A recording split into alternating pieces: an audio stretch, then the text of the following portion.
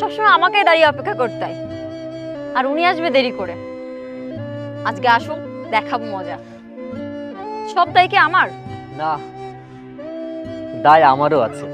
তাই তো পরীক্ষা শেষ করে ছুটতে ছুটতে চলে এলাম। এবার বলো, এত জরুরি কেন ডাকলে? তোমার পরীক্ষা কেমন হলো? আলহামদুলিল্লাহ ভালো, কিন্তু তোমার মুখটা এত শুকনো দেখাচ্ছে কেন? আমার কিছুই ভালো লাগছে না। এমন ভাবে লুকিয়ে লুকিয়ে প্রেম করতে কারোর ভালো লাগে? আর ভাইয়া যদি জেনে যায় তাহলে কি হবে বলো? এখন আমি কি করব বলো? তুমি হচ্ছে এই গ্রামের চেয়ারম্যানের বোন, আর আমার বাবা একজন কৃষক। আমার বাবা ধার দেনা করে আমার পড়াশোনাটা চালাচ্ছে। তাছাড়া বিসিএস পরীক্ষার রেজাল্ট না দেওয়া পর্যন্ত আমার তো কিছুই করার নেই। কিছু করার নেই নাকি করার ইচ্ছাই নেই? এটা তুমি কেমন কথা বললে?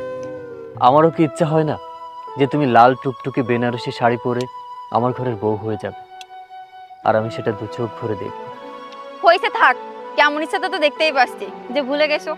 আরে পাগলি, তুমি ভাবলে কি করে যে আমি তোমার প্রিয় জিনিসটা আনতে ভুলে যাব? শোনো, সবকিছুই ঠিক আছে, কিন্তু আমি তোমাকে 1 মাস সময় দিচ্ছি। তুমি এর ভিতরে কিছু করতে পারলে করো, নয়তো আমার যেটা ভালো মনে হবে আমি সেটাই করব। আচ্ছা ঠিক আছে, এখন বাড়িতে যাও। আব্বা মাঠে কাজ করছে, আমার খাবার নিয়ে যেতে হবে। আর তাছাড়া এখানে